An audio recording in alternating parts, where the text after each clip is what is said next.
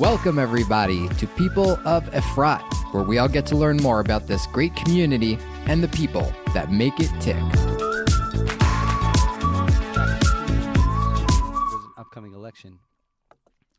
You could edit my words, and you can use me in election propaganda for whoever you see fit. So I'll just give you Gantz, Bibi, Bennett, Sar. You can just use any of those words. Yeah. However you want. With David Bratspis. Yeah. Great, terrible, thief. Just use those words however you want, and you can splice it up. Okay. That sounds great. So, like, where would I insert you in a situation with Gantz? Personally, or how would you use me as a propaganda? That was my question. Well, I'll answer both. I think, and this is maybe an unpopular opinion, I like friarim. Do you know what a friar is? Like this Israeli, like I like friarim. I like them. I think that if you are willing to sacrifice yourself for the sake of a greater good, I have a lot of respect for you. And I think that that's what Benny Gantz did. And everyone called him naive. Right. Everyone called him weak, foolish, or whatever they called him. Yeah. I think that he showed what it means to be a leader. Right. I might not like his doing opinions. the best, I might not what's love best his for the opinions. country. Is that what you're saying in regards to like the? Yeah. Yeah. Yeah. I think that we needed to avert elections, and it's not about who's at fault, who's to blame. You can definitely, that's for other pundits. David, have we averted elections? We've not averted elections successfully, but he tried. He tried to avert elections. And this is actually a shtick that, it's not a shtick. This is like a bissel. This is like a little davar that I speak about actually at the burial place of the great ones of our nation in Har Herzl. Yeah. It's an interesting question. Why do we call these people the great ones of our nation? Right? The people that are buried there are prime ministers and presidents. There's another few that are buried there as well. Teddy Kollek, former mayor of Jerusalem, and others. But wouldn't you expect that it would be like artists or scientists in addition or instead of politicians? The great ones. What makes someone great? Yeah. There's something about these people that we honor by burying them there, that we say these people might have made choices that the other ones buried next to them vehemently opposed, even if they're from different parties, but especially if they're from the same party. Yitzhak Rabin, Zichrono Livracha, and Shimon Peres, Alav Shalom, are buried right next to each other. They were both from the same party, but they did not agree on some very critical issues and very critical junctures in Israel's history. Right. But they both get that honor there because they were in the position to make the choice, to make the decision, and at that point, you cannot make no decision. There's no such thing. Right. So we that's what probably makes have them the great. best Knesset actually there. These guys can't leave the place. You know? They're there. Right? Yeah. We got them all in one room. Let's make it happen now. Chaval, they're not with us anymore. Chaval. David Bratspis, welcome to the podcast, man. Thank you. It's really a pleasure. This is a dream come true. Really? Yeah, I spoke to you. I mentioned to you that I feel like the journeyman reliever Yeah. who's been languishing in the minor leagues for so long, and he's just waiting for the call. You know? What's that movie, Bull Durham or something? There's like a scene on the bus where this guy who's been in the minors for like the longest time. Yeah. He's telling all these young guys in the minor leagues about his few moments of glory when he made it to the majors. Right. So here this is my moments of glory. This is the majors? Yeah. Wow. We've made it. That's cool. No, look, bro, the idea here is people of Efrat. We're the people of Efrat. I want to interview everybody and anybody. But if you think about it, you're up high in the roster because this is episode like 13 or 14. Not really sure. And you're right up here. So I wouldn't. Well, let me tell you, I wouldn't call it a minor league thing. Hershey, let me tell you something. Okay, you and I both know that we are in our third lockdown right now. Yeah. This is for posterity. You know, like another 25 years. Yeah. My grandkids will look back at this. We're locked down in nature right now. Yeah, we're locked down. So I am definitely up there in the rankings when you say that the rankings have to be within 1 kilometer of your house. Right. Oh, okay. Well put. And even then, I'm willing to say that it's more that there's so many people that are hidden You're still. an on of. The people of Efrat are still as much as we see them, Yeah, it's true. we pray with them. And a lot of we them walk next to them. are not we native shop English with them. speakers. That's true. Many of the greatest don't speak English, That's true. but some of those greats that speak English are so much just a part of the fabric of life here in Yeah. Efrat that some of people just got used to their greatness. And so I'm Yeah, I'm kind of new. You we and I have are a few- both kind of Yeah, new. we've so got a like, few guys like that we learn Yeah. with in the mornings. Yeah, oh my gosh, yeah. you're there every day. It must be. I amazing. try to be there every day. Yeah. Yeah, let me tell you something. There's a lot of people that this corona situation has been really, really devastating for them. So I Right. always try and keep them and hold them close to my heart when I'm talking about how for me it's been so sublime. Yeah. It's been a It's really so weird. It's like on one end of things, right? I'm sorry to interrupt you, but like No. on one side of things, it's like a lot of people are suffering, right. And they're there and we can't ignore them. and then you And talk there's also about a lot of people who are like sacrificing a tremendous amount, whether it's volunteers here in Efrat, Mm-hmm. just person to person, Mm-hmm. the upper echelons of the people who are trying to take care of us in the Sure. government, and those people that are just healthcare workers. I have a Mhm. sister-in-law and her sister in America Yeah. who are doctors, and so my brother's wife's sister is like in it. Yeah. And I have a lot of friends that are in it, and they're very close to it. Yeah. So those people, Yeah, we they're got to give heroes. them kol hakavod, Yeah. and Guys. we can't ignore them. Also, my sister's a PA at Sephora. Yeah. She's out there shift after shift, working crazy hours. You know, when things were heavy, they were just like pushing hard, long hours, going back, Mhm. you know, back-to-back shifts. Yeah, it wasn't simple. Anyway, so you were talking about the minor leagues, and then we were talking about how special it is having learning in the morning, and you were Yeah. saying, Oh, so we have these guys. Yeah. There's a few tour guides yeah, who you might imagine tour guides don't have a lot of work these days. There's a few people who are, thank God, comfortable enough in life that they can take off in the morning hours Yeah. to just sit and learn. and some people will work in the evening, like me. Yeah, whatever it is that they do. Yeah. So we were able to get together because our friend and friend of the podcast, David Sussman, Yeah. was like, "Hey, let's learn." Right. And another podcaster here in Efrat, Yeah. Donnie Eisenstock, Yeah. he he kind of is in the driver's seat. Talking about diamonds in the rough, right? there. Yeah. Or diamonds, polished diamonds, more like. yeah. And so he I'm even and these yapping two on that guys, one. yeah, Yeah. for sure. Go for it. So these two guys Yeah. and others got together and were like, "Hey, we should be learning." So we started with Rosh love Hashanah it. Yeah. before Rosh Hashanah, Yeah. and we're learning Gemara, and Yeah. we try and learn it in a way which is at the end of it is a beautiful thing that I never had in yeshiva, which I would love to suggest to my Rebbeim, is that after the day's learning, Yeah. we don't. I try and like not close the Gemara, but when the Gemara text inside is we're finished with what we're going to learn that day, we go around and people say, "What are they taking away?" And sometimes the takeaway is a novel idea, a chidush that they had from the learning.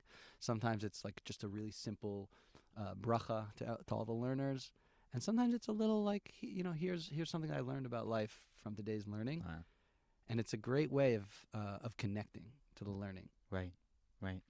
And the people that are sitting there are some of them are people that I never had any chance to connect to before Corona. Right. So here we are, and sometimes we do it on Zoom, depending on the I caught a good Zoom last week. yeah. great. Oh yeah. Hey, you were on Zoom for that one too. I try and be there Nice. on Zoom, and it's just this. Let's call it 10 months now that we've been in Corona times. Yeah. Since Purim, when we Maybe. put on our masks and we never took them off. Right. What month is it? Right now? Tevet. Okay. We're heading. We have a month before Tu B'Shvat. Yeah. And another month before Purim. Right. And in fact, in our learning, we're doing Chagiga now. We've moved on to Chagiga. We're trying to do Chagiga before Tu B'Shvat. Hopefully, B'ezrat Hashem, the government will let us do a siyum on Tu B'Shvat, and then we'll be ready to start Megillah before Purim. Yofi.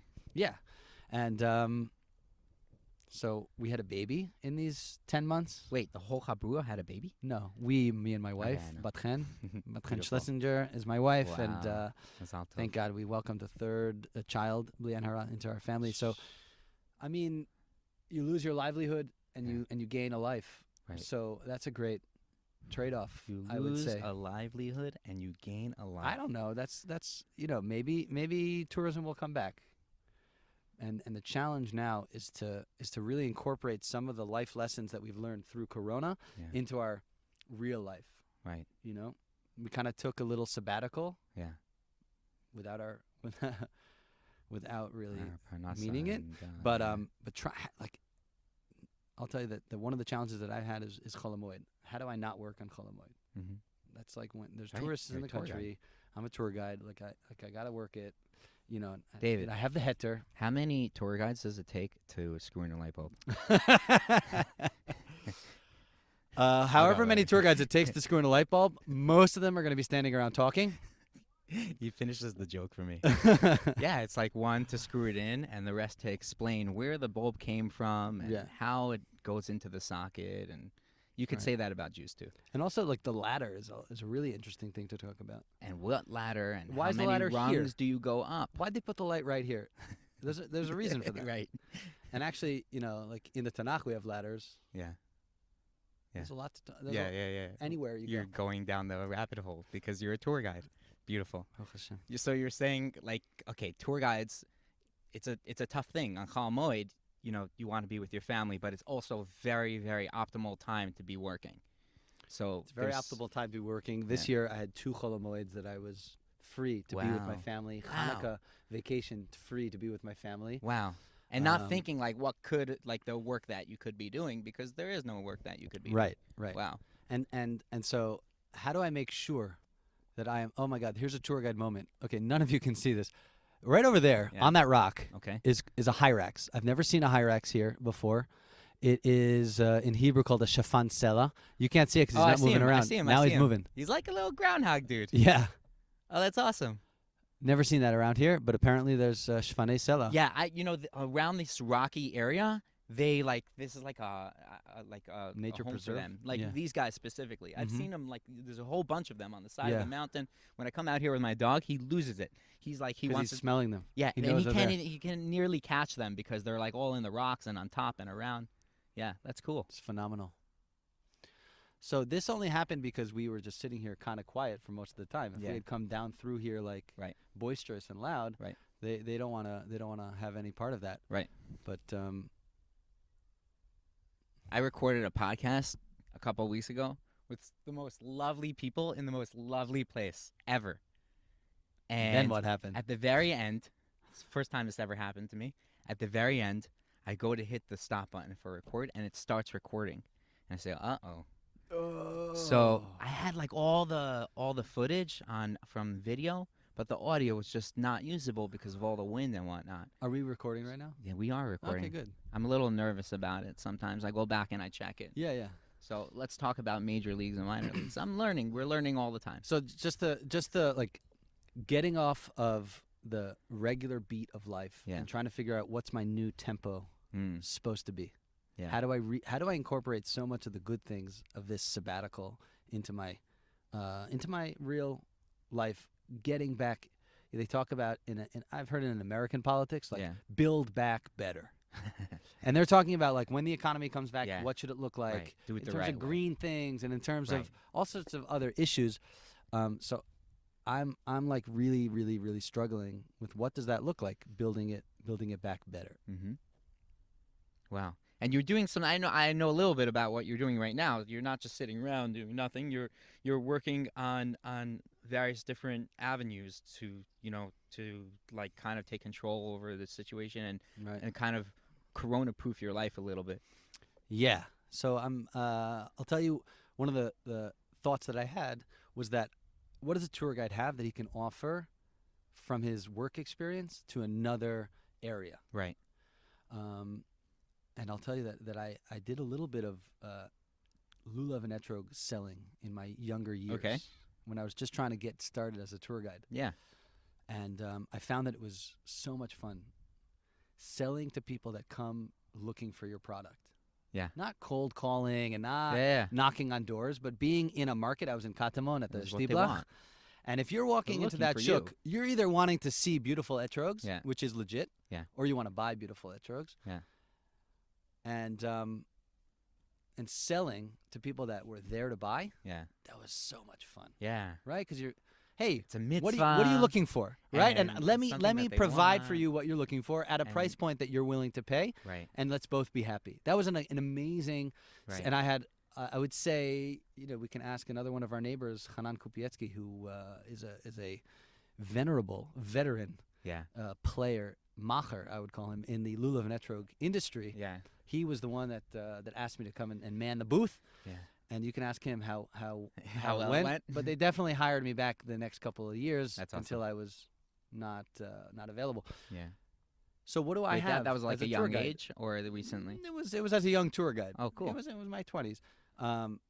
So what do I have as a tour guide? Is Yeah. I am standing in front of my clients, and before they come, I have to assess what they need, what they want. Can I give them what they want? How do I give them what they want? Right. How do I, the customer's always right. Yeah. But I have much more expertise than they have in Israel or in Israel tour planning. So how Right. do I also have the conversation to explain to them what their needs are Right. beyond what they can see? What's the area, where's their blind spot in terms of being here in Israel, and how can I explain that to them? And then let's work together to create a plan, because I'm doing it from A to Z for Right. some people. Right. Transportation, The full booking experience. the sites, what the content is going to look like. Oftentimes, these are families, Jewish families, Yeah. that want to have an educational experience. Right. And that's why I got into tour guiding, was to be a Jewish educator. That's neat. So there's also that aspect of the content. Yeah. So how do I bring that to another field? I was thinking that, in high tech, you have clients, and you got to be brave enough to stand in front of them and have a conversation about what are their needs. They know their company way better than Right. you will, but how can I ask the questions to get from them Right. the idea of what they need, and how, my potential employer, how they can fulfill that need. So I was thinking about, something in the area of customer success, or Yeah.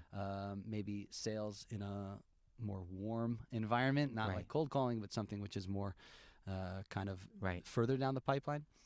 Beautiful. I have not yet found that newest challenge. Yeah.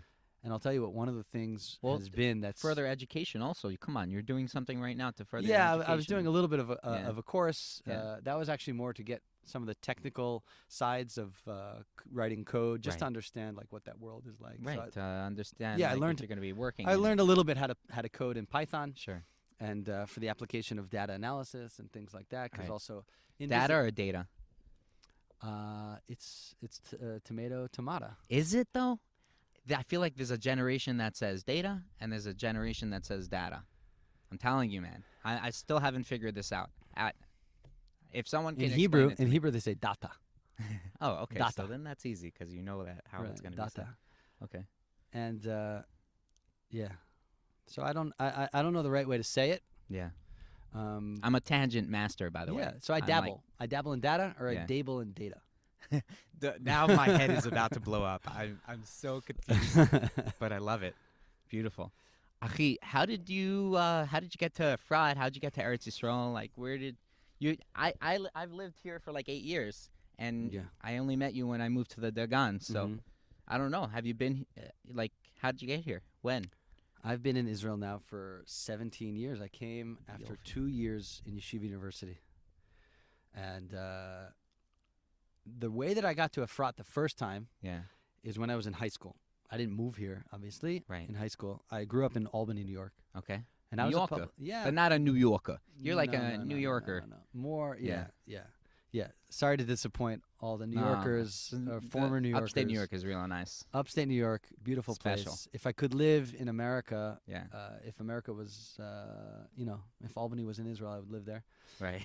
Um, By the way, there's a little taste of Albany for all those people who want to know. We're just upstate New York, right here in Gush Etzion. You know where? Gvaot. If you've Yeah. ever been, it's covered in trees. It's very mountainous. Beautiful. It's so scenic, and it's 5 minutes from our house. Anyways, right.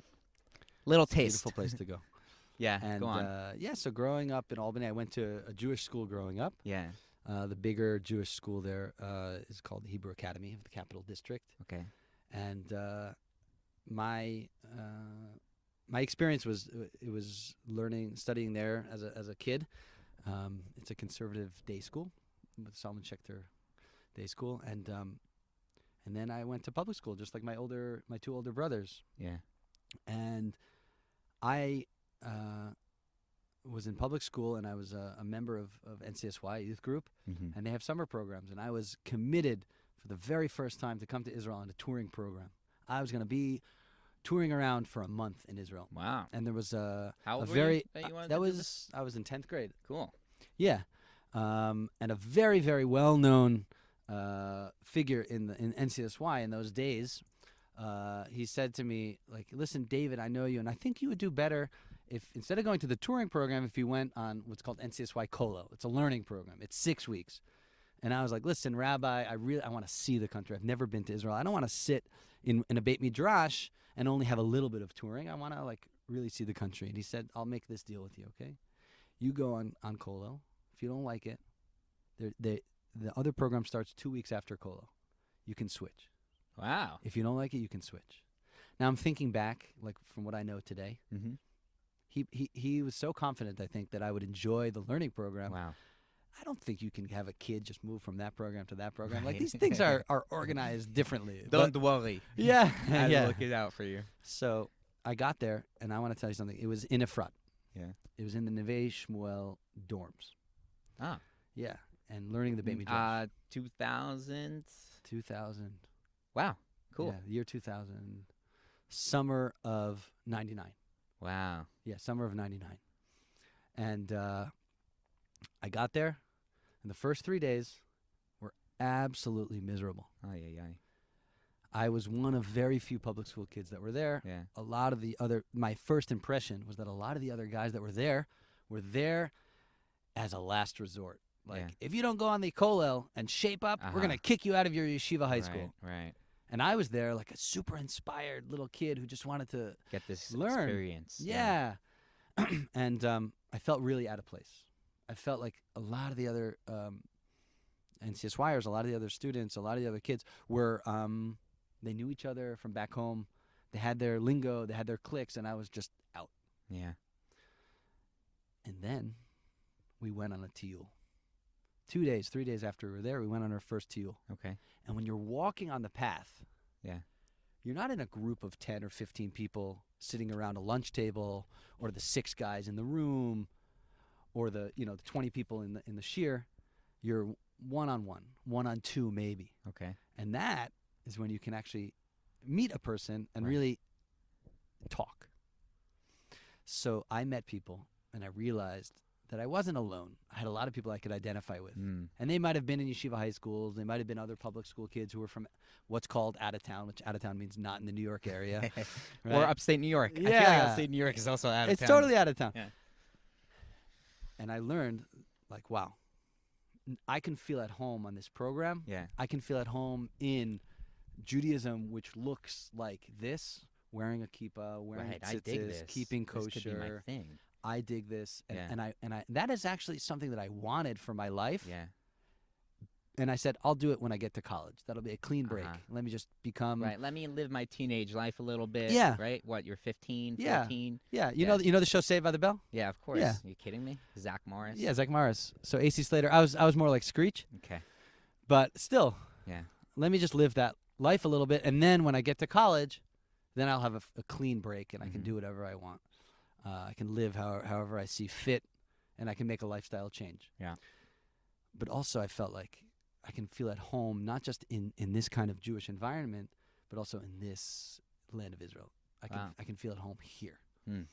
And it's amazing. Here it is. Jonathan Pollard, front page news. Hold that baby up. This is amazing. And what he did Yeah. is what Jews have done for generations. And unfortunately, most of us who come to Israel now can't do it. Yeah.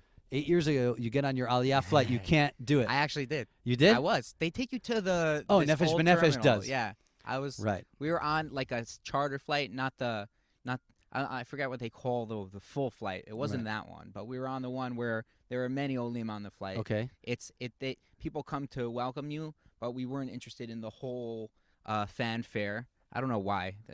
I'm sure it would have been really, really nice. Right. But we weren't so interested in the whole fanfare. So anyways, when we get off the airplane, we walk down, and we're like expecting to kiss the ground, and it's tarmac, and it's like oily, No, like you kiss that dirty. tarmac. No, you go. That's go for exactly right. That's exactly right. Pucker up. And I thought the same thing when Pollard said, "Hold on, 1 minute, BB." And he went down, and I'm like, I did that. You the know first what? moment I stepped every foot on. every little spot in this land is kadosh. It's holy, and it's just so special. Yeah. It's our land. It's our home. chaviv. It's chaviv. Yeah, there you go. That's a good word for it. It's chaviv. So that's what I did. I got off the plane, I love it. kissed the ground, and I really identified with that. And it's just 35 years of languishing in the pit, Oh, I just love like it. We have Yosef. people who come and see. Everybody walks around here. They're on out the here in derech. nature. They're on the Gorgeous. derech. If you're on the derech, you're in the right place. So beautiful. Yeah. And, Yeah. So you kiss the ground. I kissed the ground, and I felt really at home here in Israel. And I Nice. said, someday I got to make it back. Yeah. And just like I pushed up Yeah. my plans for starting to be fully committed to a certain expression of keeping halacha. Yeah. There was some I sort of. pushed it forward. I Yeah. got home, and it was 6 weeks that I was in Efrat. Yeah. You know what I loved so much in Efrat? And I still feel this when I go to the pizza shop over there Yeah. in Te'ena. Yeah. If anyways, we're mentioning Efrat pizza. Oh, that's the And best. of course, Philly pizza also very good. No, Very good. Gary's got awesome food We all gotta around. we gotta appreciate Siftach over here. By the way, this podcast has been brought to you by Brought to you by Siftach. Siftach Coffee, powering much. us right now at this moment. That's right. We gotta give really a big shout out to all the local businesses and the people that are For real. keeping Especially things right going. now, things are shut down. Absolutely. It's very hard on them. So you mentioned Powerworks is also an amazing. I It's not love it's those not here, guys. but they're from here. Yeah. Amazing. Love those all guys. these Love different that companies, coffee. all these different people that are making things happen. Love them so much. That was parenthetical, but That was a fun tangent, too. yeah, right. So you go. I just felt this the other day when I brought Yeah. my kids a few weeks ago. We were Yeah. in the Te'ena. Yeah. And we got some Efrat pizza. We drank some fused tea, which of course, if you know the depth of fused tea, it's really nesty. But Right. that's a different story for a different time. That's a whole different story. And I remember, altogether. just drinking Nestea as I was a teen, 16 years old, Yeah. sitting in the Efrat Merkaz, Yeah. and then Friday night coming down to the Kikar, to that traffic circle just below Pnei Shmuel Yeah. and Neve Shmuel. And I remember I saw someone who was rolling out it was a table Yeah. of like goodies for the kids, and it was just like the most wholesome Yeah. atmosphere. And Yeah. I was like, I have to live here in a wholesome place. Yeah. I didn't mean Efrat. Yeah. I meant Eretz Yisrael. Yeah. But I have a really, really strong place in my heart Yeah. holding Efrat specifically. Yeah. So that's how I ended up Let me see almost a quick question in Efrat. about But I that only one. came here 2.5 years ago. Right. But it just so happened that Yeah. I married a woman who was born and raised in Gush Etzion. Wow. And we at first, when we got married, we walked from our wedding hall underneath the synagogue, underneath the shul Yeah. in Alon Shvut. Yeah. We walked home to our first house, Beautiful. beautiful house on the top of these bigger buildings that they have in the newer neighborhood, the Yeah. 20-year-old new neighborhood in Alon Shvut. And there's something, what I love, which brings me back instantly to those days as a high school student in Efrat on the NCSY Cole. I came back the next summer. There are times in the summertime that you see the mist rolling in and you're sort from of the like west. in it. You're like, And then you get enveloped in this mist. I remember the basketball hoops. yeah, They would get like hazy. hazy from that mist because we would play basketball sometimes Wow. at night. And that mist just Yeah. brings me back to why I want to live, around the people that we live around. Yeah. Which is why, like, your endeavor of just, like, introducing us to all these people that are living amongst us, Yeah. these beautiful humans, these people of Efrat, that's what it is. You Tell meet me- the people of Efrat, and you're like, this is where I should be living. And Yeah. it's true about so many different places, but you It's don't true. always have someone who's looking for Everywhere, them. yeah, and everywhere in Eretz Yisrael has its like, beauty to it and Yeah. its core place. I don't know anywhere else. We made aliyah to here, and So there. yeah, it's right there. You can see our old apartment. It's like right up there. It's like the second to last one. Hashem should right bless there on all the of the residents of Pitum Aktoret, Ah. those above Special ground, place. those underground. Yeah, it's a special place, Pitum Aktoret. I wanted to ask you about that moment. Like we went a little bit further down the line, but that moment that you were sitting in the pizza shop, and it's like the 20 years before you had been there, dreaming of having that exact moment, Having that those you were kids living and out, eating that pizza. Yeah, the family, the kids, the beautiful life here It's in all there. Gush Etzion and Efrat. Like it must have been like That's the other thing. It's a like defining moment. 35 years. Yeah. I wasn't in a place, Yeah. but 35 years. Yeah. You imagine Unreal. that? I just love that story. But for me personally, it's nothing compared to Jonathan Pollard. Yeah. And Well, it doesn't discount it though. Like no, that's for, all, yeah, like- yeah. My particular perspective Yeah. on the world. One of the things that I say on Purim often, and the first time I said it, it was like from a place of it was a novel and new way of expressing myself. Mm-hmm. But I said, how many dreams can come true in one lifetime? And I would say it in Hebrew, and I don't know how to say that in Hebrew because I'm an Oleh Chadash. Like still, here I am, like official aliya. Yeah. I made like 17 years ago. I got my Teudat Zehut, in 2008. Yeah. So like I still don't know how to say this correctly, but like Kama chalamot mitgashmim b'chaim achat. Like, and I said that on Purim. I was looking at my wife and I was thinking about my life with my wife and the house that we're home that we're building together. So beautiful. And there's just so many dreams that have come true. Yeah. And Efrat kind of encompasses a few of those Yeah. because it has to do with the tour guiding, being out on the way and meeting people, and then realizing that like this is the life I want. This is like a place like this is where I want to live, and this lifestyle of being out on the way and being guiding people here so that they can connect to the land, connect to themselves, connect to the people that they're walking together with. It's just unbelievable. That the goals that you have that you set out for yourself actually they come true. They come true. Sometimes, and sometimes they don't. It's hard when you're a kid and it But seems so far away. Some of them do. It seems so far away. It seems so much of a pipe dream. And also there's the experience of like wanting to have it now. It's sort of like an immature thing and a young thing to like see something like, oh, I want that right now. I need to have that right now. And that's my dream. I want to have that right now. Maybe I should get married right now, or maybe I should stay here right now, or But there's it's a journey. There's steps to take, in order to get here. It's so funny. There's like a lot of mirroring here. I was also 15 when I first came to Eretz Israel. I didn't come to Efrat. I was inspired. I was on the Moshav. I visited my uncle who lived there. And that was also like a moment for me. I was like, whoa, this is the kind of life that I want to live. Like, this is beautiful. That's a beautiful And place. I was like, I want to stay here or whatever. That's And an in my amazing mind, place. it's such a special place.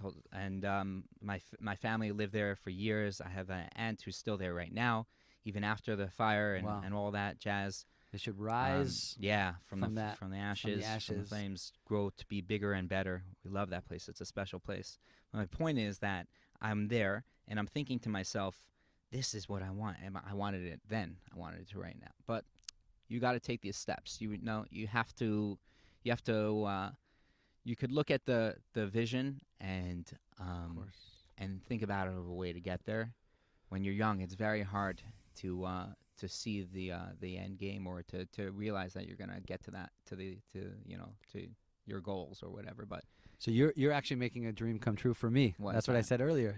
How's here that? I am. I'm on the podcast. I love it, dude. You know why I really became a tour guide? Why? To hold a mic. Why? Yeah.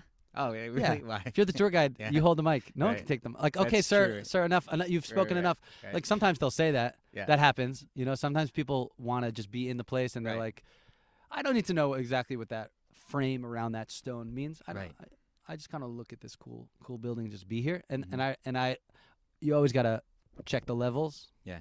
When you're a tour guide, check the level. Like, Crank it to 10. Yeah, or like let me turn my volume down to 0 and just be smart. here. Smart. Because sometimes you have this inclination that you're like, well, if I'm being hired here to explain everything that I know and about this place, so let me just give it all to you. Right.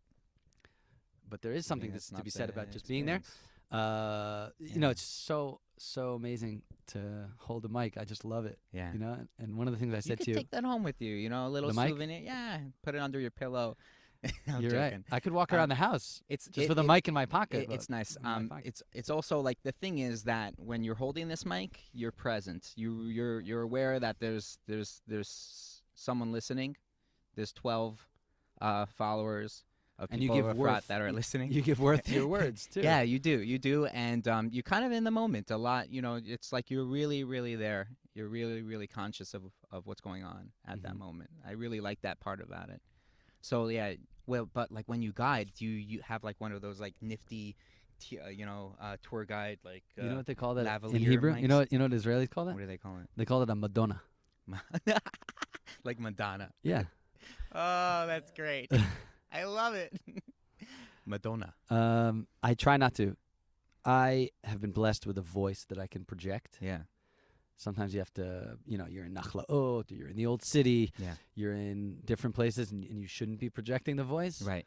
so You're saying like 'cause of any the echo or volume, whatever. any volume that my Yeah. voice can get to Yeah. is is going to be the appropriate volume for Yeah. that place, ideally, unless I'm kind of like Right.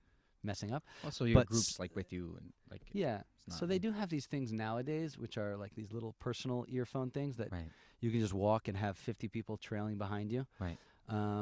I really, really, really like to just kind of stop, Yeah. get the group together in order for everyone that, like, when I'm pointing to something, unless it's kind of ancillary or it's just, oh, by the way, but if it's like the point of where we're going, Yeah. so you do definitely need to stop so that also the people in the way back Yeah. can hear it and see it at the same time. Yeah. And so a microphone that projects beyond what a person in a group of 50 could kind of hear. Yeah. For me, it just doesn't really work. And So I on the bus is that's when I grab the mic sometimes. Yeah. Because there's also like a long line, people in the back. There's always people talking in the back of the bus. You know what I mean? Yeah. There's always that kid. Yeah. Okay. You know what happens sometimes I don't is really is know. like Yeah. I talk on the mic and then it's like it's too loud for the people in the back, so their conversation. Yeah. Because you know who sits in the back? The cool kids. Yeah, of course. The cool kids sit in the back. Or But the Jews. but you know who sits in the back also is they don't know that, Yeah. that the center seat, that I'm like looking directly at them. Right. You're like, So sometimes you can call them out and Right. you can engage them, and then Yeah. you have the whole bus engaged because Nice. you're having a conversation back. with, with Johnny, who's like way in the back yeah. in that middle seat, and like you're talking to him. Yeah. It's a funny thing that happens. Like sometimes it's legitimate. You can't always be 100% focused. So sometimes there's a little talk back and forth. It's definitely my just desserts. Mida keneged mida. I was a big chatty kid in class. Yeah. Well, You were screeching Saved by the Bell, so. nerdy but chatty at the same time. He Nerds talks are a lot. cool now. There's something about that. Yeah. So I just deserve it to have people kind of talking as I talk. Fair enough. So what will happen is if like I'm on the mic and it's like the bus and it's hard for them to really focus because they can't really see my face or really see exactly, like, oh, hey, look at that castle. Oh, okay, it's by. We passed it. Like we're going 100 kilometers an hour. Like it's gone. Man, I so do like that so much in the car with the kids and they never see it. Right. It's so upsetting. you gotta see, look out the front window and be like, okay, you're gonna pass by it. In 1 minute, Yes. you are going to see a cow. Right. Okay. And so, yeah, that happens a lot. Like wild animals. Guys, goats. Go, Man, you missed goats. Yeah, before they even know what word you're saying, it's Yeah. gone. So what happens sometimes with those kids, like they'll like start raising their voice Yeah. subconsciously. So then, like you bring the mic closer, you start talking louder, and so Yeah. then they start going louder. It's like this. There's like this Level of cold war. war until like as their mind is like shouting into the mic, and they're like, what are you doing? And they're like, oh, sorry. Let's bring it back. Yeah, bring it down. You told me that you were in the Boy Scouts of America. I was a Boy Scout. Yeah. I was a Boy Scout, a proud Boy Scout. That's what I was doing in the summers before I came to Efrat, actually. Okay. I spent we did one trip. I think it was like 2 weeks down to the Florida Keys. That doesn't sound like a very Boy Scout thing. We were they have a base there. They call it Sea Base. Okay. It's in Isla Mirada, Florida. And it was me, it was my brother, and it's someone who was with us who is actually one of my brother's best friends to this day. Yeah. And we were in a group of other scouts. Maybe there were 10 of us on a boat, on a sailboat, and we were sailing down to Key West. This is not And how we I picture the sailed Boy back. Scouts. Well, Well, 'cause- sailing is very. Yeah, we that's actually sailing, really unique, really cool. snorkeling, Wow. learning about the wildlife Right. that was under the water. We Sure. did some fishing out Yeah. there. We caught barracudas. Those are mean-looking fish. Really? Yeah. This was also, this was, as I said before, being fully committed. Teeth. Yeah, they do. Yeah. Being fully committed to eating Yes, yeah. only kosher food. Yeah. We did lobster fishing. Yeah. All Wow. you got to do to catch a lobster, Just like drop lobster them they swim in the backwards. neck. Okay. Yeah. You just not tap, very efficient. You just tap them on the head, Yeah. and you put a net behind them. They'll Yeah. just go straight into the net. It's almost not fair. Yeah. It's almost not fair. Yeah. So that was a really interesting experience. No, there might be something in that. Just a little Also, short tangent. Key West know. is different in the daytime Right. than it is at the nighttime. Oh, right. It's like the sun goes down, and Right. you're like, That's not a place where for the Boy Scouts of America. am I right now? Like, get me back to the boat. That's really funny. Yeah. I was gonna say about the lobster. That's really funny. And also, by the way, the Boy Scouts. I picture like campfire, like some s'mores. Like. Well, being kumbaya. outdoors. I was never in the Boy Scouts. I have no Yeah. idea. No, that's for Yeah, sure. yeah. That's part of it. Yeah. That's definitely part of it. But there's so much more to a scout is trustworthy, loyal, helpful, friendly, courteous, kind, obedient, cheerful, thrifty, brave, clean, and reverent. Yeah. That's what a scout is. Yeah. So wherever you can be those things, you bring that out into That's those awesome. places. There's actually So reverence, like yeah. religious. Boy Scouts is I wouldn't even say semi-religious. It's many people that join the Boy Scouts. It has a clear religious component to it. okay. Whatever your faith A is, commitment. a reverence for faith. A reverence for Wow. We have a chapter of Boy Scouts here in Efrat now. Yeah, you told me that. I want to get those guys on the podcast. Oh, yeah, for sure. Be interesting. This is like to the see. perfect environment for them. Like get them For sure. to start a fire. One of the like challenges that a Boy Scout often has is either like a 1-match or a 2-match or a 3-match fire Okay. or a matchless fire. Okay. That's That's a higher level. That's like you have a lot more patches for that. Is there a patch for that? Well, there's what's called a merit badge, which is a kind of patch Right. that if you get enough of them, they put them on a sash and then you wear it across That's your cool. chest. Let It's me like tell you in something. Uno with the wild card. You could do anything with that one. You have a lot of free choice in the Boy Scouts about what you want to kind of focus on and get different Right. merit badges, and that's an amazing way that I was able to learn a lot of different kind of skills. Like I did basket weaving, Mm-hmm. did first aid, Wow. wilderness survival. Yeah, it's a Sailing. great thing for kids when they're young. The sailing thing I didn't know. That's so cool. Oh, I've there's always a wanted sailing, to sail. There's a sailing merit Yeah. badge. There's a rowing merit badge. There's a canoeing merit badge. These are Wow. all merit badges Is there a paddle that boat, you are looking at merit a badge? holder of those merit badges. Oh, really? That's awesome, man. That's beautiful. My brother was an Eagle Scout. That's the highest rank. Right. In the Boy Scouts, you have to make it before you're 18. Yeah. There's a few different reasons that I didn't make it to Eagle. One of them was that I was in a Jewish troop that was not Shomer Shabbat. Right. So it was through the JCC it's and the always a Jewish war story. veterans, and And the last badge was on Shabbat.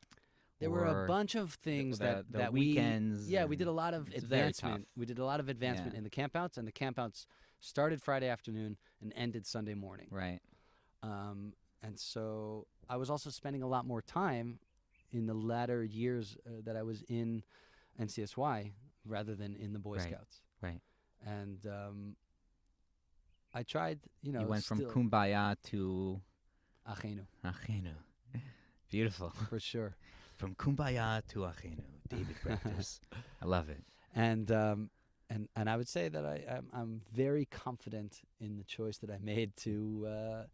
I didn't switch allegiances, so to speak, Yeah. at all. But I definitely, you only have so many times that you can dedicate to certain things. Yeah.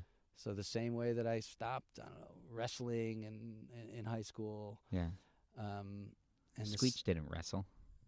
yeah, but my record was something similar to what Okay, Screech would have fine. had. I was a freshman. Yeah. And I was 97 pounds Okay. in 9th grade. All right. That's the lowest weight class, Right. 97 pounds. Normally, wrestlers, oftentimes they What have do to they do call it, crazy lightweight? things to make that weight. Yeah. On the way to matches, they're spitting in a cup before they get Aye. weighed in order to get Right. the weight of the spit out of them. They're doing crazy things Right. that are really, really dangerous, like going in a sauna with an electric Like bike, cutting weight, like Cutting weight. before, yeah. like in crazy, crazy ways. I never had to make weight. I was just always You're always there. on or under That's that great. weight class. A lot of the different high schools didn't have a wrestler at that weight. Oh, so you were probably like the champion of the. Of My the record was 15-7. That's great. I had 15 forfeits. Oh. Anytime I went out on the Wow. mat and actually had to Unreal. wrestle, 7 losses. I Oh my lost, God. and it was usually within a few seconds. Right. Even like Right. I was getting dropped. But that was something that let's say I gave it up. I could have continued and tried to get better. Sure. And my coach, he was so funny. He was like, "Yeah, listen, I also, when I started wrestling at 3 years old, I also lost most of my first matches, and I even pinned myself." He's like, "I didn't realize that if I turned over on my back and had the guy on top of me, that actually I was pinning myself." And I was like, also "Coach, didn't thank fully you." speak English. Right. yet. I was like, I'm like 16, Yeah. Coach. I'm not 3. Yeah. So the same way that Yeah. Boy Scouts is something I would love to get back into, Yeah. especially the Boy Scouts of America. Yeah. The Tzofim here in Israel. Yeah. It's like the Israeli branch of the Boy Scouts. Right. I think it's very different Right. than the Boy Scouts of America. Right. And I don't know. My kids aren't old enough yet, but I feel like that would totally be such a great thing for them. To be in the outdoors, to learn these survival skills. I mean, we're really our country is very into like being out into nature. Everyone who loves being out in nature, and everyone kind of digs that aspect, the survival skills. People are going to go into the army. They're gonna have to learn how to navigate. Without your iPhone or whatever. So yeah. it's a good start. Yeah, it's a good start, and it gives you an appreciation of simple pleasures. The pleasure of starting a fire with only one match, Wow. and the hours Yeah. of enjoyment that you can have, like From that fire. trying that to little- do that yeah. and getting better at it, or Sitting by and the then you fire. do it in one match, and then someone says like, there are like ways of making a fire before you had a match, flint and steel, Right. or different things with friction. Does a 2 sticks thing really work? I've tried it. I never really was able to make it I happen. myself, to be Yeah. perfectly honest, have never lit a fire with no match. Yeah. Actually, maybe I should try that now with my kids, just to like It's a good do it. skill. It's fun. There was something that we made once, which is that you kind of use it's called a bow, and you kind of it's like a drill. It's Oh, like yeah, an yeah. old I'm kind of familiar with that. drill. Yeah.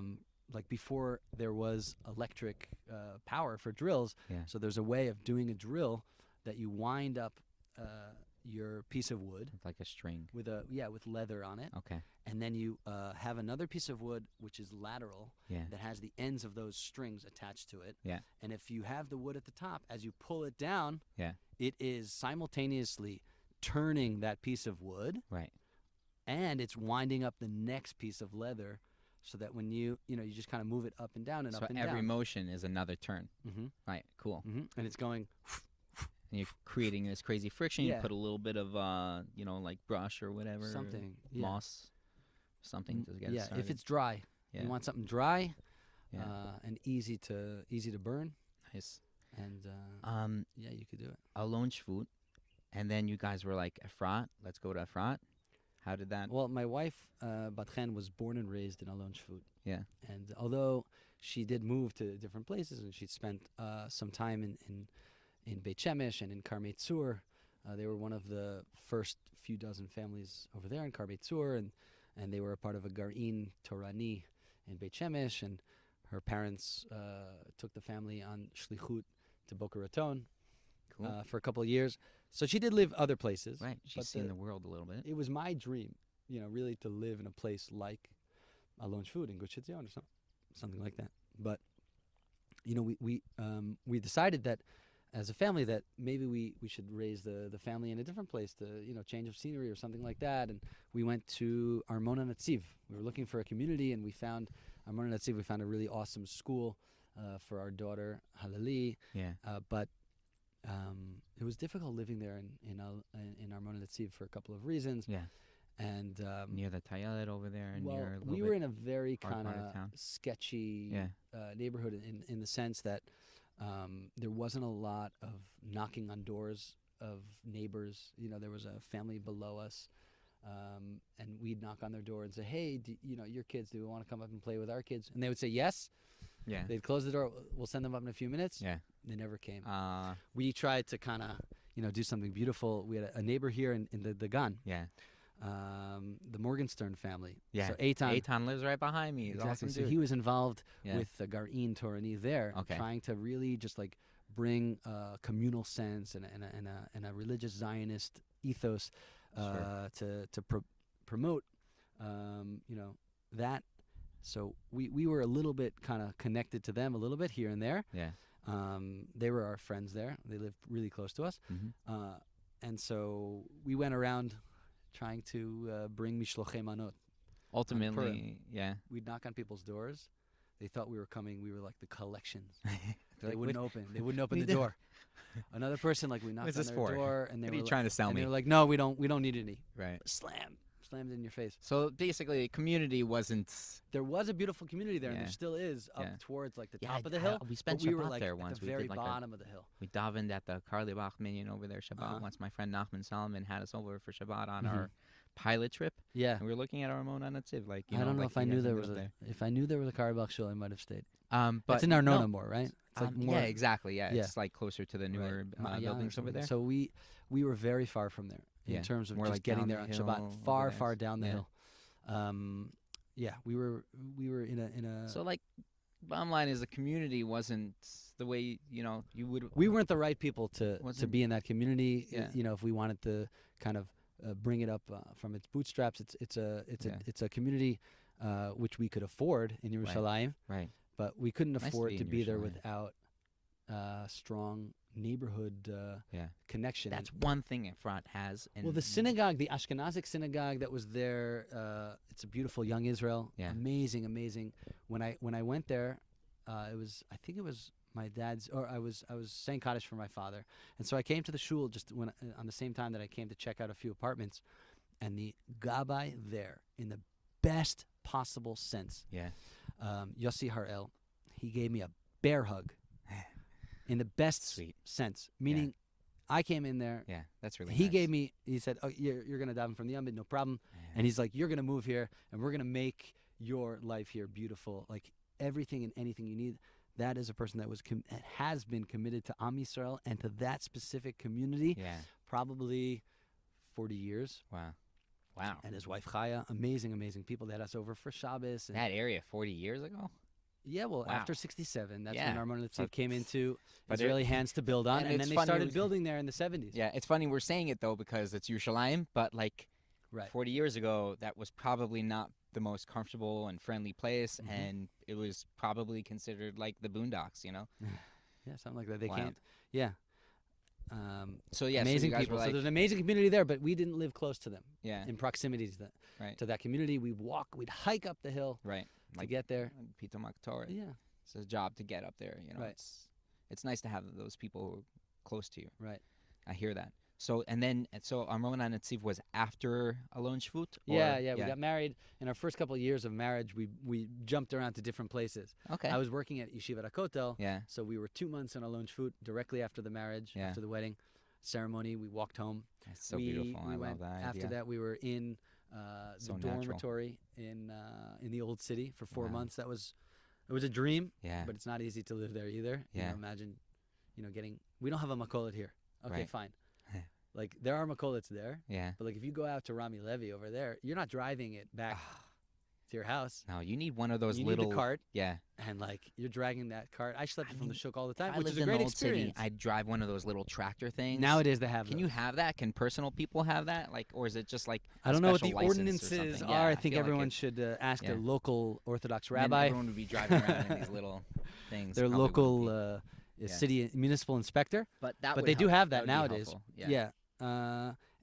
So we lived there. We spent some time on Kibbutz Lavi, which was That's amazing. so cool. That's so beautiful. Yeah, when I finished the tour guide course, I Yeah. felt like I don't really know what I'm doing on a practical level. Right. Like how I call myself actually a tour educator. Yeah.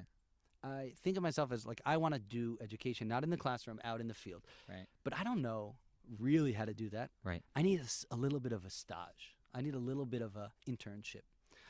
Now, if they had told me at the beginning of the tour guide course, it's 2 years of course, and then you're going to have a 2-month internship, residential internship. Yeah. I would That be would've like, been, no nope, way. I'm done. I'm not That's- doing that. It's like I didn't sign up to become a doctor. Right. You know? It's a lot of time. But actually, Yeah. there's an Efrat original, a touring company that I feel a very, very, very close affinity to. Yeah. It's called Keshet. Okay. Yitzchak Sokolov is Beautiful. the founder, and actually Peter Abelo, one of our neighbors I here know from Pita Peter. Maktoret. Cool. He was in charge of this group that used to come to Kibbutz Lavi. Peter's the man. Yeah, Peter's the man. We've said that before on this podcast. Really? Yeah. We had his daughter on. It's Oh, awesome. amazing. Yeah, Alana. So let me tell you, he gave me that job. He's Yeah. like, come up to Kibbutz Lavi. You'll be a regular madrich chevrati. You'll be just like a dorm counselor. Yeah. But you can come up with your wife and your infant daughter, Yeah. and you'll live on the kibbutz with us Wow. for 2 months. Love it. And it was students that came from the Jewish Free School, JFS, in London. Yeah. That was amazing. That's Amazing. so JFS cool. 16, a shout out to all those students. Now they're doing amazing things even after college. These, Nice. amazing. There's some of those students went on to be just amazing things Wow. already, and they're still so young. Right. That was like 9 years ago. Yeah, these leadership programs are really great. Well, they were in 8th grade. Yeah. But 9 Wow. years later, these 8th graders, some of them have already fulfilled amazing dreams. Unreal. Yeah. And I loved that. I loved living on Kibbutz Lavi. I loved watching the tour guide that was there and the other people that were working with us. Donnie Abelo, our neighbor on Hazorim, Yeah. was also logistically in charge of that group. Yeah. They were very committed to making it work for us. Donnie himself moved our oven and a bunch of other things. He took that drive up to Kibbutz Wow. Lavi and back from Kibbutz Lavi. Yitzchak Sokolov gave him the car to do it. Wow. And they just made it That's- work. that's They really made it work nice. for us. And that was a really cool experience. Lisa Avshalom was the tour guide. And basically that was like my stage, was just like watching how she worked, watching how the other staff worked, and it was then just great. and that was after Amona Natsif. No, so that's what I was saying. So we started in Alon Shvut. We moved to the old city. Yeah. We moved back to Alon Shvut maybe. Then we moved up to Kibbutz Lavi a couple months. We spent some time at Camp Yavne in New Hampshire. We went back and forth and back and forth. Those first couple of years of marriage, we didn't spend more than 6 months maybe in one place. Wow. We were in my in-laws' apartment. Then Yeah. they refurbished their apartment. We moved into the dorms of the Yeshivat Haratzion. Yeah. We moved in 2 different places in the dorms of Yeshivat Haratzion. Yeah. What was that like? It was just amazing. Yeah. You probably got to see all sorts of communities, all sorts of people, and be involved in all these I different used to places, think that yeah. I really wanted to live in a very heterogeneous place that had many different kinds of people. Yeah. And maybe that dream will come true one day. But at this point, I'm really happy living in a place which is much more similar to my outlook, and that the range of differences is kind of more in one area of the spectrum. Okay. Maybe one day I'll have the inner strength, the fortitude to go and live in a place where people are super, super varied I think- from my own outlook, I and think also feel for comfortable children, there's something to having your children in a place where children tend to see things like in black and white, and you can open their minds as they grow older and give them experiences, to help broaden their experience of life and what different people are like. But it's a special thing for children to grow up kind of like in a warm atmosphere where people are similar, and the part of truth it is- was personal safety. the truth is it's the not so sense much of personal safety in a place which is not urban yeah like Yerushalayim was, right and where you have to keep an eye out, right but so many of your neighbors that so many of them also have their eyes right open that's nice and are holding yeah that I was gonna say Efrat though in regards to like the broadest, you have people, all sorts of people, That's true, and also So- within my own house, like the hashkafa Yeah. that my wife and I, both of us have kind of our hashkafot have not necessarily stayed exactly where we were. Right. If you gave us a litany of different questions and where are you on the spectrum? Right. Definitely. Tov achi, growing, changing. Every day is different. Every situation is different. This year is different. Right. We Right. went to this year. We decided to take on minhag hamakom. I grew up Chabad. Yeah. So when it comes to Pesach, we're talking about Pesach now. When it comes to Pesach, we used to eat our matzah in a bag so that no water would get on the matzah, Right. and we wouldn't have any issues with gebrachs and Right. similar things. We're at the point in our home where we eat kitniot on Pesach. Wow. This is minhag hamakom. This is our place. We decided it wasn't about making things easier on us. This year we wanted to make things easier on us in one way. Yeah. And then also we want to fully take on minhag hamakom and feel like that, get that full experience. It's interesting. You go to a store on Pesach and you see all this stuff, and you can't eat any of it, right? And I don't need to eat kidney beans, but it'd be nice to have bamba or for my children and stuff like that. So it was really nice. My wife comes from a home. Her mother is Persian. She's born in Yerushalayim, but a family that came from Iran. And my father-in-law has a kind of a similar life path that after high school, he came to Israel and took on Torah and mitzvot. He's a rabbi. And he went to Rav Ovadia Yosef, and he got a psak, he got a heter to eat kitniot. Beautiful. But I am still holding strong. 17 years here. In the it's non-kitniot camp. Yeah. But I have my posek did allow me what's called May Kitniot. Mm-hmm. But Eretz Yisrael and the Kitniot thing is wow. Yeah, it's Not easy. it is But what it is. sometimes it feels empowering actually to take a product off the shelf and say, okay, this is Well, it's like I'm making a kosher. choice. It's like the same idea in kosher, Right. And look, I did And we don't it. have that. Like I you did it walk for into Rami 35 Levy and years so of my many life, things are you know? kosher. Yeah, You did it for? 35 years of my life I did that. Where I was like, okay, not that. But it was a welcome change. It was a beautiful Pesach. It was just the family, And speaking about it was the nice to be bracha able of to do those Corona, kind of yeah. things. Yeah, go ahead. Well, Yeah. just our default. We don't have the questions that many Israeli couples that are two Israelis that the families live here. Yeah. They always got to figure out where the question is. Where are we going to be Right. on the Chagim? Whose parents? Yeah, so we don't have that Yeah, question. yeah, it's just true. Always by my in-laws, which is great. Okay. And this year we had to be at home. We had to do the seder at home. Yeah. It wasn't the first time because they were actually on a shlichut at a different time, and we did the seder at home. Right. But this was a great opportunity. And one of our other neighbors, also on Hazorim, Chovav Yechieli, Yeah. and his wife, is her name Michal?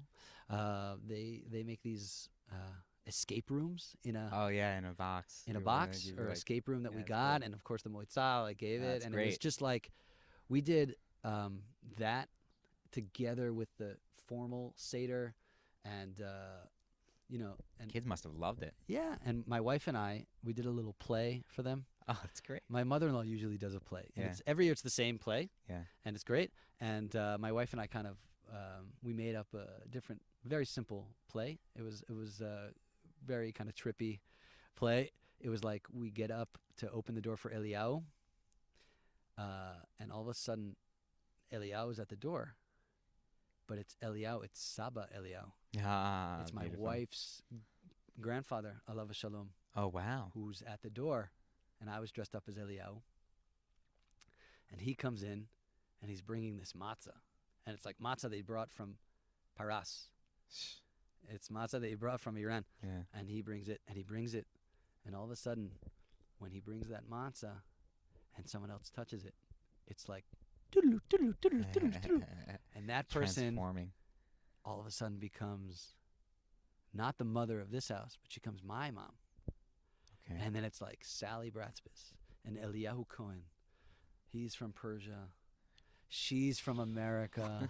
And then It's it's trippy. like different Wow. matzah. They eat different things, but it's like the same. Wow. So it was like this whole like weird thing, and it connected up also to like this story that I told the kids of me growing up. Is that I got this idea when I was a kid on Pesach. Yeah. I was like, I'm gonna come through the door.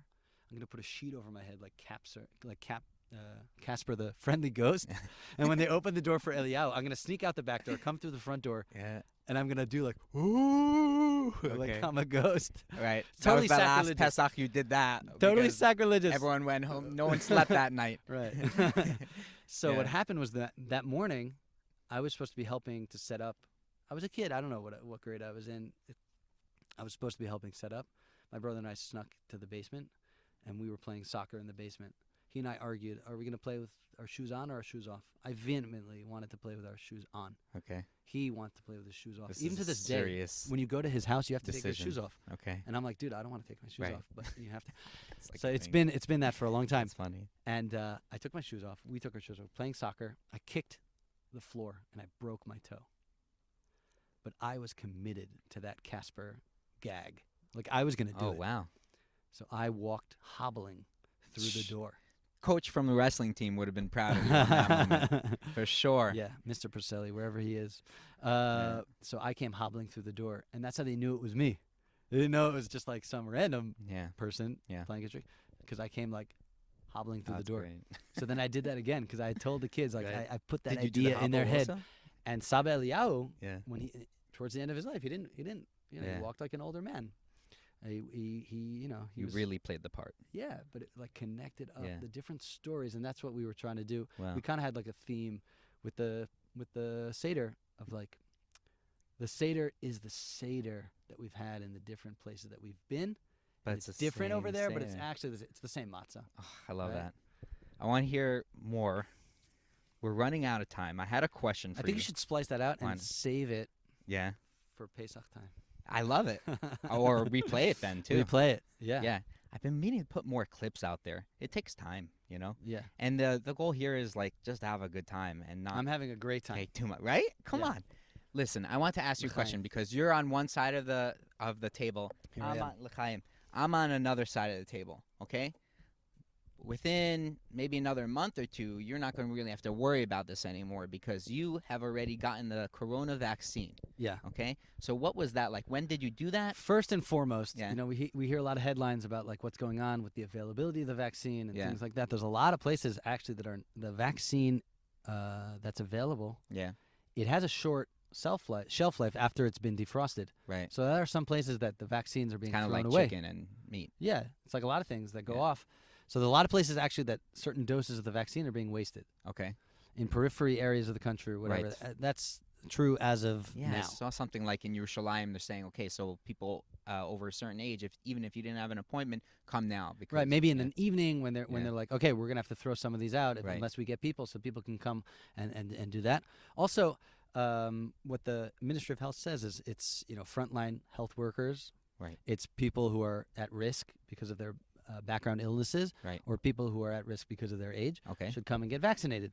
And then it also says, and people in certain other populations. One of those other populations is those that work as educators. Oh, okay. And I actually, once the yeshivot and the midrashot, those gap year programs that have students that came from outside of Israel, they came here in September, they were quarantined, and they've spent a lot of time in and out of quarantines for Right. one reason or another.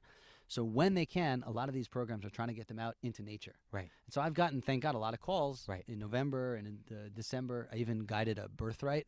Oh, wow. 10 days out of the house. It was a closed capsule. Where did just they come us. from, these people? These were guys that were here Oh, they were studying here. in Yeshivat Torah V'Avodah B'nai Akiva program, and we guided them.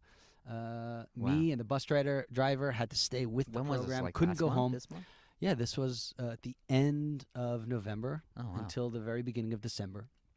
Anyway, so you get the so you're. So what I was you're saying is able I've to been get it- exposed to a lot of students. Right. And let's just put it this way. A lot of those students have made some regrettable errors in terms of keeping to the strict interpretation of Misrad HaBriut's guidelines. Right. So I'm exposed to those folks, and I'm an educator by virtue of the fact that I'm exposed to them. Right. And I called up the hotline and I said, hey, here's my situation. I'm not an educator in a classroom. I'm an informal educator. I've been guiding this kinds of students over the last couple of months, and I really hope that in the next couple of months, I'll continue guiding them. Right. Can I get vaccinated? And they said yes. That's wonderful. So I went there to get vaccinated in Kiryat Arba yesterday. Wow. Kiryat Arba. Yeah. So I know we go through our kupot, so how come? Muchelet in Okay. Kiryat Arba.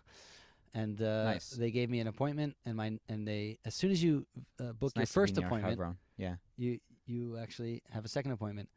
I swung by the Me'ara as well. I love it. I was in my car. Yeah.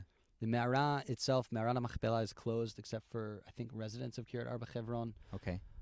Essentially, I guess people who are within 100 meters. Right. But I was able to swing by, Sure. and from the outside, Beautiful. Yeah. Beautiful. So you get your vaccine. What was it like? You go in there, was a long line? Are people standing No, next there's to no each line. other? How There's does no that line work? because you have a an date. appointment. You have an appointment. Right. I got there and actually saw a friend of mine. He's a tour guide, but he's also a longtime volunteer for MADA. It's a friend of mine. So Chaim, he gets there, and this was such great shtick. You might have even seen this. Like, this video should be viral. He gets there. He gets suspense is he killing gets his vaccine. Yeah. And he's talking to me. He's like, I've seen Corona, the front lines Yeah. of the devastation well, of Corona. yes. And Yeah. there's a bracha there, a tefillah, that Rav Shmuel Eliyahu wrote. And the actual Kiryat Arba municipality, the Moitzah, printed up, laminated it, and it's there, sitting on the Oh, wow. desk of the Beautiful. nurse as they vaccinate you. And I also I got choked up. I Yeah. said this tefillah. It's a tefillah for the people that made the vaccine. Tefillah for the people that are taking the vaccine. For those, that are getting better. We hope that they should live and be well. Yeah. And then also Rav Herschel Schechter, he was asked, what bracha should you make? Right. So I made bracha v'hatova metiv, like drinking a fine wine Sure. in the middle of a meal Well, after it's you make like- kiddush. Yeah. So I got that fine vaccine Yeah. in me and made the bracha v'hatova metiv. Very, very emotional. Yeah. And then Chaim gets up and he goes, I feel okay, but, I don't know, is this side effect it's not bad, but he turns around. He had a tail that he pinned on himself before he sat down What to do you lighten mean? the mood. He had like this prop tail. Oh, my God. And he gets up and he's like, he asked the nurse, he goes, is this considered a mild Side effect? side effect? And she and everyone there Love were it. like dying. Beautiful. And they all came with, people came with cameras and they're like videotaping him. Oh, it's great. And I said, 30 days before the Chag, you got to get ready. So, here you are. You're 30 days before Purim. So you're getting ready Oh, yeah. for the days before Purim. We should be able to, this Purim, be able to Take off the sing masks. together, be together. Yeah, that would be amazing. So, and you feel fine. Everything is, nice I feel and dandy. fine. I have a little bit of soreness in my arm where I got the. Uh-oh. But that happens to me sometimes when I Yeah. get other vaccines. Right. Last night I had a momentary scare just because sometimes you get into this headspace, Yeah. and I was kind of sitting maybe in an uncomfortable way, Yeah. and my back started aching, my chest started Like, aching, uh-oh. and I was like, "What's happening to me?" And I didn't want to freak anyone out. My wife was next to me, and I go, "But can you please get me some water?" No, usually I get her water. She's like nursing. She's like, "Hey, can you get me some water?" She's like, "Me get you water?" She's like, "What's happening to you?" I was like, No, it's fine. That's on the outside. On the inside, I was panicking. Right. I was like, I just need a little drink of water. It's fine. Nothing's gonna happen. And I sit up and I'm trying to stretch it out. It went away. And then you woke up this morning, you're like green like the Hulk, and you're like, what's going on? I wish I would have thought of that shtick of showing up with a tail. What a great idea. Let me tell you, if it doesn't become a viral video, Yeah. everybody, when Yeah, your we time gotta post comes that. to get a tail, Yeah. I have a few costume tails Yeah. in my house. Me You too. can come, you can borrow You get your a vaccine, tail. show up with the tail. I love Show it. up with a tail. You got to put it on surreptitiously before you sit down. Yeah. Don't let anyone see it. What's his name again? Gotta say, we gotta. His do last it, name, Yeah. Chaim. Chaim from Kiryat Arba Hebron. Okay. He's a tour guide and a volunteer for We Mada. gotta- I can't remember his last name. We gotta give him credit where credit's due. It's Yeah. necessary. Wow, David, bro, that was awesome. Thanks so much for spending time and chatting with me.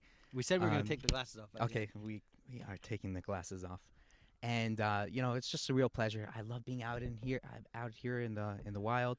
I love the fact that I don't have to worry being next to you because heck, you got half your vaccine. No, I don't know. we're distanced enough, and we're out in here. It's good. We should all be healthy. And once again, thank you so much. If you like this podcast, please subscribe. subscribe, there's a button here or here or here or here. I don't know, I'll figure it out. But since I put it in every corner, we'll know. Thanks, bud. Let's do a little mic bump. Mic bump. Mic Have a bump. great day, man. Same to you.